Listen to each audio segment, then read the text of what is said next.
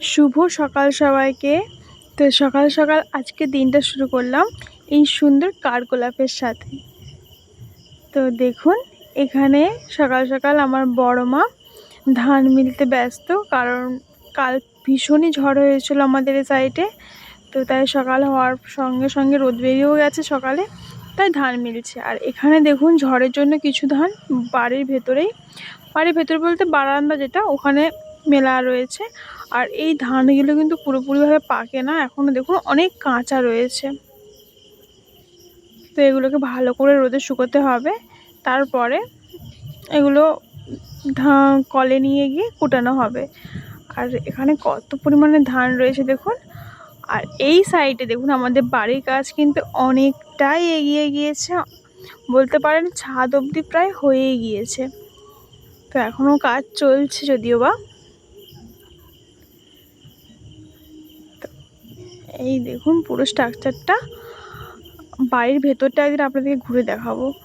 আর এখানে দেখুন আমাদের আনারস, কত পরিমাণে আনারস হয়েছে দেখুন।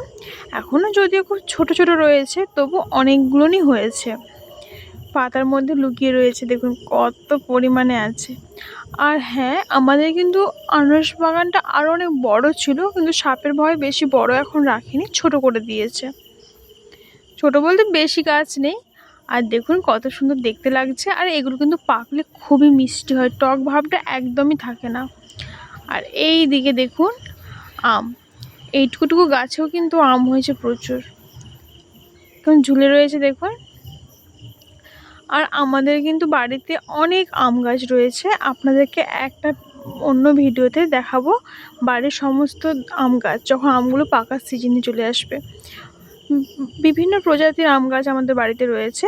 আর এখানে দেখুন কত বড় বড় সাইজের আম কাল ঝড়ে পড়ে গিয়েছে, এগুলো দেখে কিন্তু মনটা খুবই খারাপ হয়ে গিয়েছে দেখুন।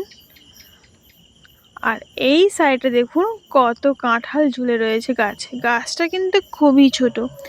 আর কাঁঠাল দেখুন নিচে থেকেই ধরে গিয়েছে, ওপরে তো রয়েইছে, নিচেও কিন্তু কমও নেই, ভালোই হয়েছে। আর আপনাদের কার কার কাঁঠাল, মানে যেটাকে এঁচড় বলা হয় কাঁচা অবস্থায়, এঁচড় খেতে ভালো লাগে না, কাঁঠাল পেকে গেলে যেটা খায় সবাই, ওটা ভালো লাগে, অবশ্যই কিন্তু কমেন্ট করে জানাবেন। আর এই সাইডে এই আমগুলো দেখুন, এগুলো একটা অন্য প্রজাতির আম। আপনাদের বলেছিলাম না আমাদের বিভিন্ন প্রজাতির আম গাছ রয়েছে, সব আমের নাম আমিও জানি না ঠিক।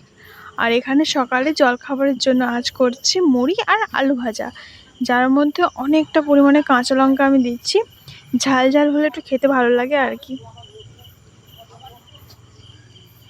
তো এখানে আমার কাঁচা লঙ্কা দেওয়া হচ্ছে, এখানে অল্প কিছুটা ভাজা প্রায় সবাই মিলে খেয়ে নিয়েছে, আর এতটার মতোই বেঁচে গিয়েছে।